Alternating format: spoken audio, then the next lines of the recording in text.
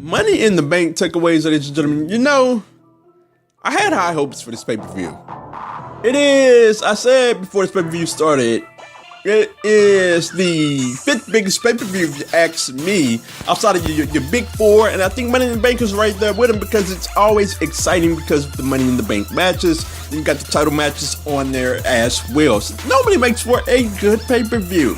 And you know, I was not slated to be negative about this pay-per-view. By the time we got to the men's Money in the Bank match, I was at the point to where I didn't think it was great, but I didn't think it was bad either. I'm a simple person. All I ask for is that you don't waste my time on pay-per-views. And I watched this, and by the time we got to the main event, I was like, you know what? I'm watching the WWE pay-per-view, and I don't feel like they've wasted my time for once. So I was ready to give them an applause. But we got to the match, and we're about to hop into this thing right now. Periscopers, feel free to follow me. YouTubers, feel free to subscribe. You can find me on Twitter at OMGCoreyB and at 2SweetPod. We got to this match, and oh my goodness. My first takeaway is from excitement to disappointment. Man, what a match this was. It was exciting. It was great. The match broke down early. Like, they didn't even waste any time. They were into it early. And there were so many spots in this match that was just awesome. Andretti taking Orton down. It looked like Orton was trying to climb the ladder of success to that briefcase. That happened early in the match. There were so many spots. The Andretti sunset flip from the top of the ladder on Balor through another ladder, not through another ladder, but on another ladder. Finn Balor bounces off of it like a pogo stick, and the crowd just lost it. It was one of the more sick spots of the entire year. I felt bad for Balor, man. Like, all these guys took so much punishment in this match.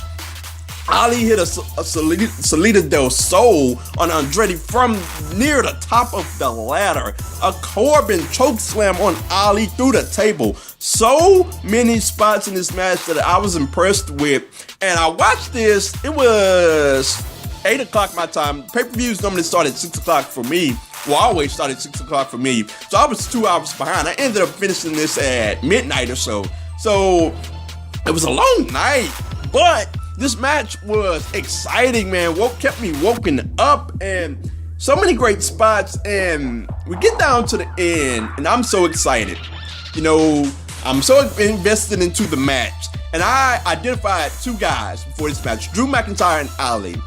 Those were the guys that I was like, okay, these are the most likely guys to win. And I threw in Baron Corbin as well because I said, you know what, I wouldn't put it past WWE. But Drew McIntyre and Ali for the most part. So Ali, at the end of the match, he's climbing up. And I'm like, oh man, Ali is going to do it. This is going to be a phenomenal story. You know, he got his spot taken away by Kofi. You know, that worked out phenomenally. But Ali deserves something. He deserves the Money in the Bank. It would be great for him. And then Brock Lesnar's music hits. And I'm like, you gotta be kidding me. You know, when Brock's music hits, you know it's over. You know what's about to happen. He comes down, he dumps Ali off the ladder, and Brock Lesnar wins the Money in the Bank briefcase. He wins the match. And I'm just sitting there like, what are you doing, WWE? Like, is Brock Lesnar that important to you? There are so many things wrong with that man winning that briefcase, man. So all of those guys killed themselves in that match. Just a phenomenal match. One of the darndest Money in the Bank matches I've ever seen. Ricochet had spots in that match as well. I just stopped writing down the spots at one point because I didn't want to fill this review with so many spots. But Brock Lesnar wins. All those guys killed themselves for Brock Lesnar to waltz in and do nothing and win. Like, it makes a little bit of sense because he wants his rematch, but there was another way to get to that. All you had to do was have Angry Brock come in, you know, storm up, say, I want my rematch with Seth Rollins, and then bam, there you go. You got Brock Lesnar and Seth Rollins in a rematch. But here's the thing. You took away a spot from a deserving person. Everybody in this match could have benefited from being Mr. Money in the Bank. And nearly everybody is young outside of Randy Orton, or younger as it pertains to when they debuted on the roster. And these guys could have benefited from, because the Money in the Bank briefcase itself, the whole deal, is a fantastic concept. I gotta give WWE that. You know, the guy can carry the briefcase around. He can have a lot of momentum, even though, you know, they tend to treat the Money in the Bank briefcase winners badly. He at least has that going for him. And at any time, he can have that big moment that so many guys and gals have had that takes them over the top.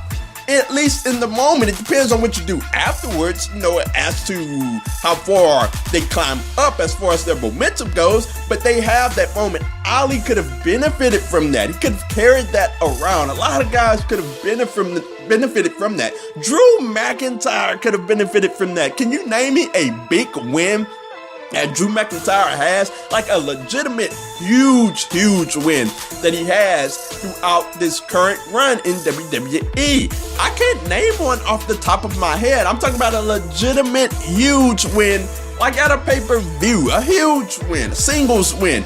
He needed this more than just about anybody in this matchup. He could have used that. Money in the Bank is really a heel's thing, so he could have used that as a heel. It would have been great for him. He's great on the mic. He needed a legitimate win. He could have used it. Everybody could have used it. Even Baron Corbin. I would have hated it, but at least I could have planted some type of logic behind it. It gives him heel heat.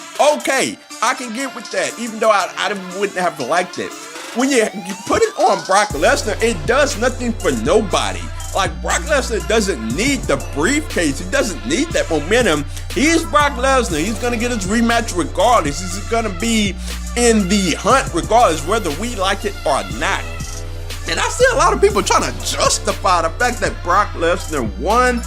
Like, from the standpoint of people are saying, like, well, the ratings was down, so, you know, they had to get Brock back in there. Like, no. Here's my thing, man. Here's what upsets me as it pertains to ratings. And I think this was WWE's chess move to AEW with Double or Nothing coming up. They're like, okay, we're going to do something big. We're going to have Brock Lesnar win. Like, here's the thing, man. All you have to do is empower your roster. WWE has some of the best talent in the world, if not the best talent in the world.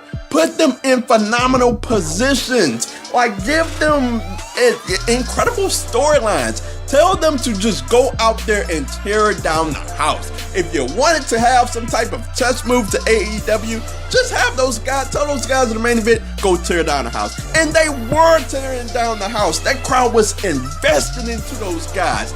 Highly invested into those guys. And the crowd, for the most of the night, they were kind of dead for the most of the night. But that match, they were highly invested. And all you had to do was give a deserving guy that win. Drew McIntyre, Ali, let them pull off the win. Even Ricochet, I would have loved that. Or Andrade, let him pull off the win. Like one of those guys. And the crowd would have lost it for either of those guys because they would have been deserving and it would have given them great momentum going forward. But Brock Lesnar picks up the victory. Is this what you have for AEW? Is this your quote-unquote answer for them to turn to the past? Like, I'm not here to say that AEW is this big company because, they've just started up. We'll see how it turns out. But rely on your roster. Don't go back to part-time Brock Lesnar. Or don't go back to the past, Undertaker versus Goldberg. We don't need that, man. As much as I love Undertaker, I love Goldberg. We don't need the past to carry us as far as it pertains to WWE. You have a talented enough roster. And that takes me off the most because those guys are well-deserving and they are very talented. So I'm going to try to move on here. We're going to go to Kofi Kingston and Kevin Owens, and my takeaway from that match was that it was very entertaining, but it was in a bad place. Had bad placement. It came right after AJ Styles and Seth Rollins. I'm going to get into that. So the crowd was really dead for most of this match because AJ Styles and Seth Rollins put on a virtuoso. They tore it down. They burned it down. And it was phenomenal. But I'm going to get into that. Kofi and Kevin Owens. The action was really good. I enjoyed it.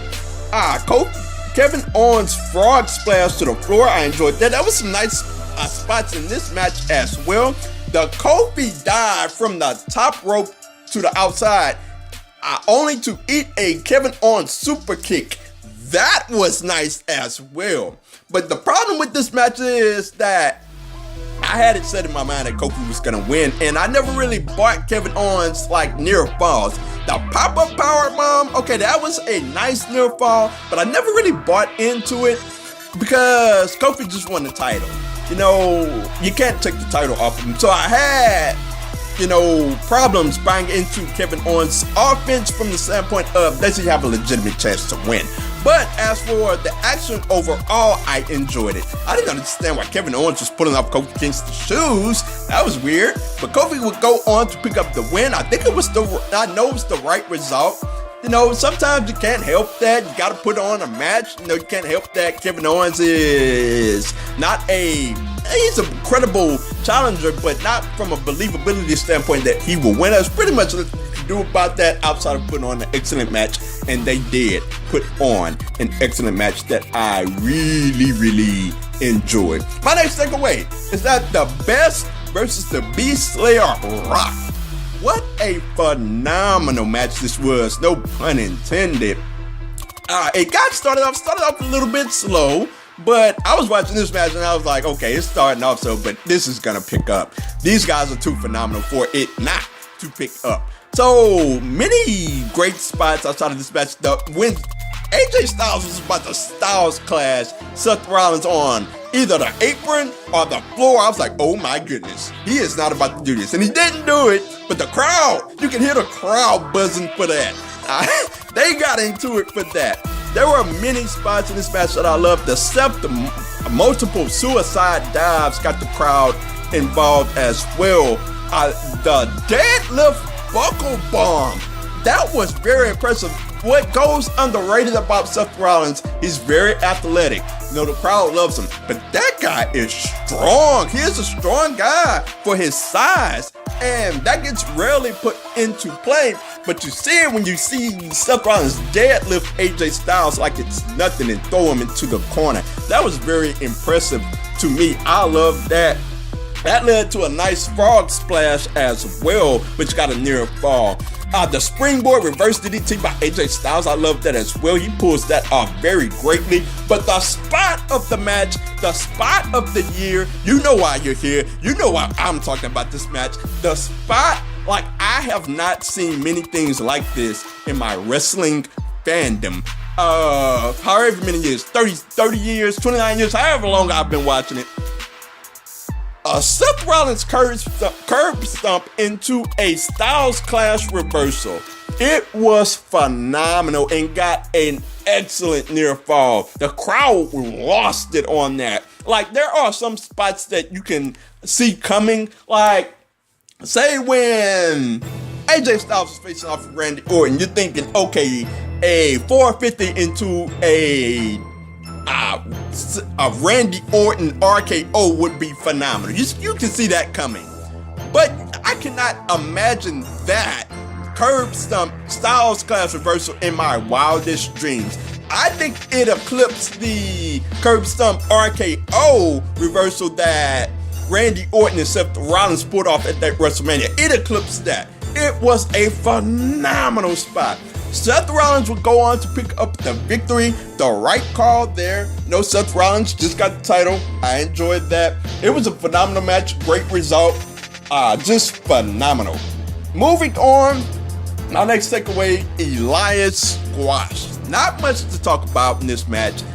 Elias takes a guitar to the back of Roman Reigns, goes out and he berates the crowd, does the normal Elias things, But Roman comes back and he picks up a squash match over Elias. Like, this was a good time. I knew Roman was winning, but this was a good time to have Elias pick up the victory here. A surprise victory, but LOL, Roman wins. I don't have a problem with Roman at all. I don't have a problem with him winning. It's just that at least make Elias look competitive in this match. I would have liked that, but you know, that goes all out of the window. So moving on, we're gonna go to Becky Lynch versus Lacey Evans.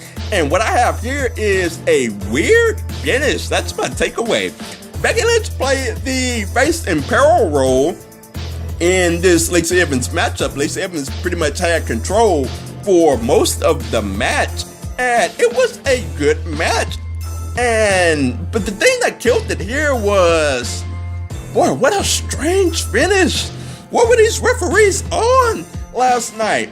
Becky Lynch is rolled up for like a 10 count, and like I guess the referee's vision is like cut off and he can't see whether Becky Lynch's shoulders are down, and like he flips over to look at Becky Lynch's shoulders, and it's like, what is going on, man? And eventually Becky Lynch counters into the submission and she picks up the victory.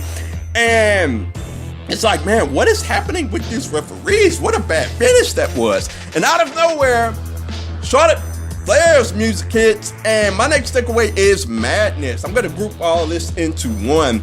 Charlotte Flair was on the attack early. I expected this to be one of the better matches on the card, but it wasn't because it was part of a bigger angle. Not much went on in this match. It wasn't really a great match at all, if you ask me. You know, the only thing it really had going for it was Charlotte Flair immediately came out, so that heightened everyone's senses. So everybody was involved into the match, including the crowd. So eventually Lacey Evans comes down, she hits the woman's right, and Charlotte Freaking Flair picks up the victory, of course. And we even had a bad ref finish on that as well, which led to Charlotte picking up the victory. I was like, what are the refs on? What is going on here, man?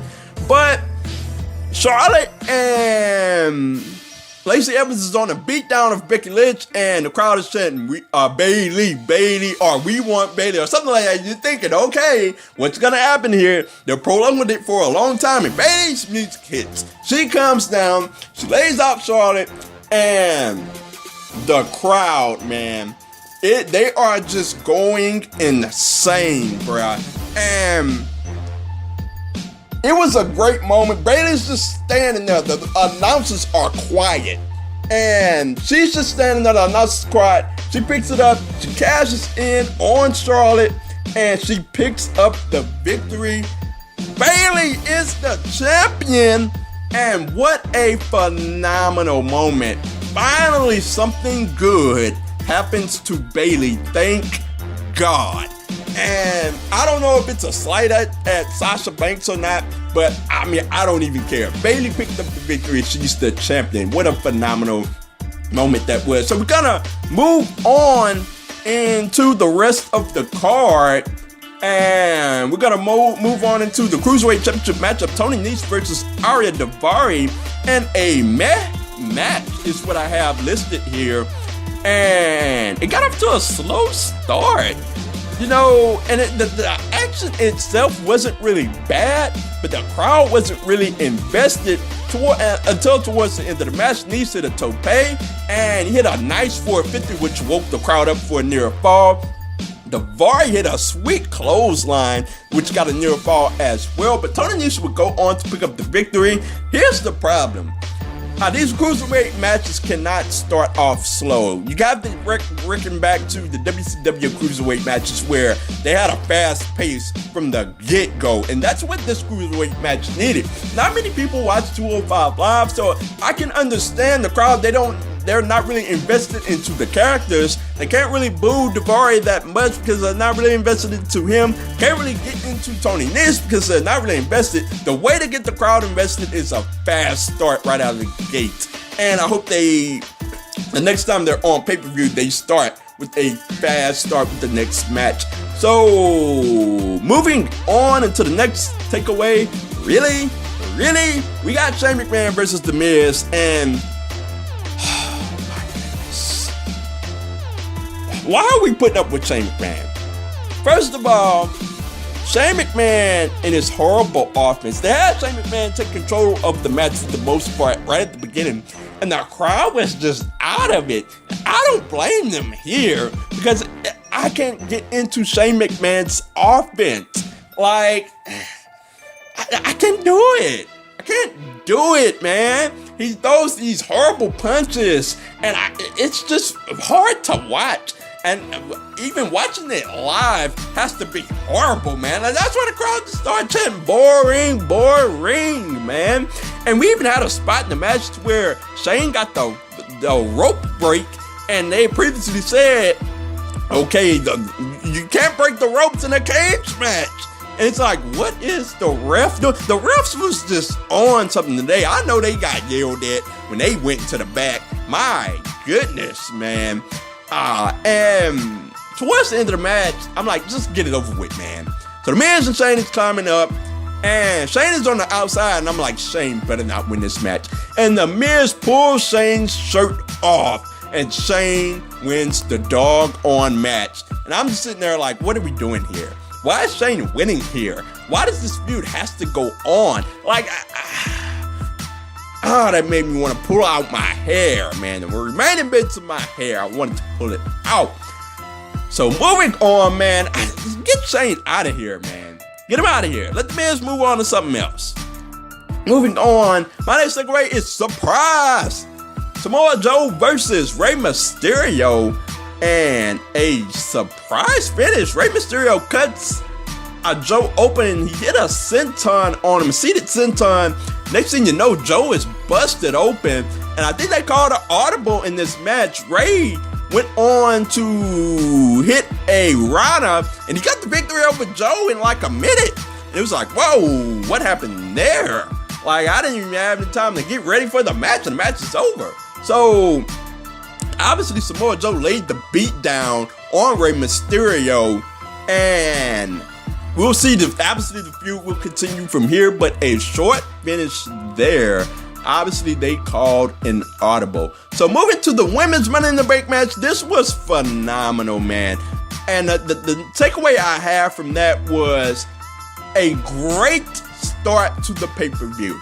We had some clunky spots here and there, but I enjoyed this match from the most part. Naomi had some great spots.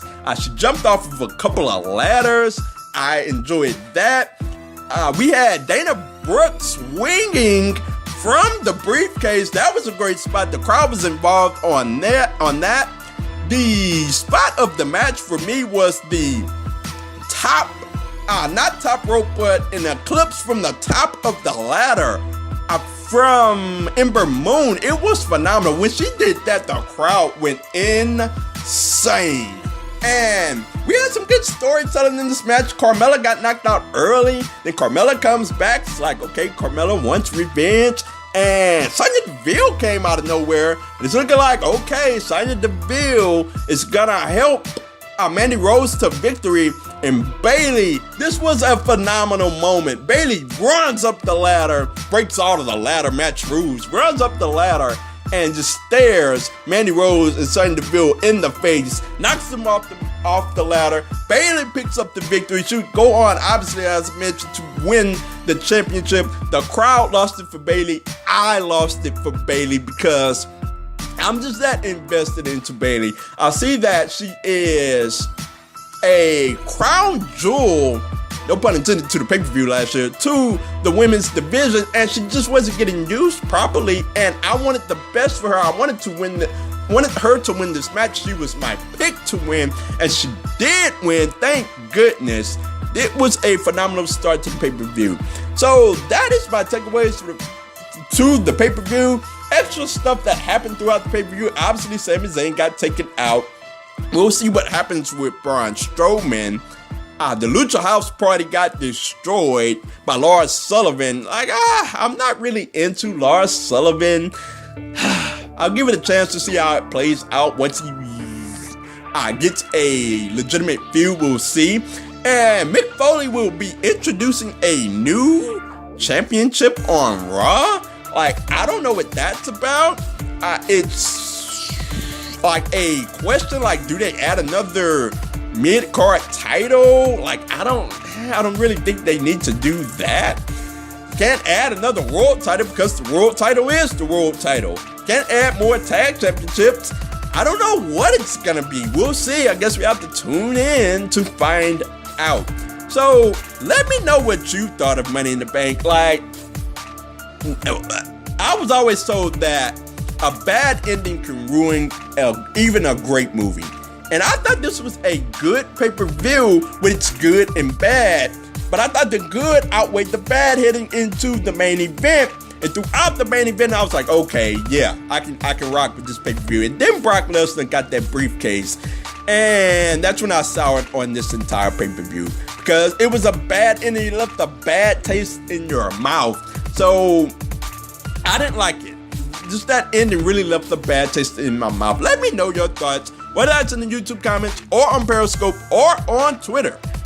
At OMG Corby or at 2SweetPOD. That's the number 2 Sweet POD.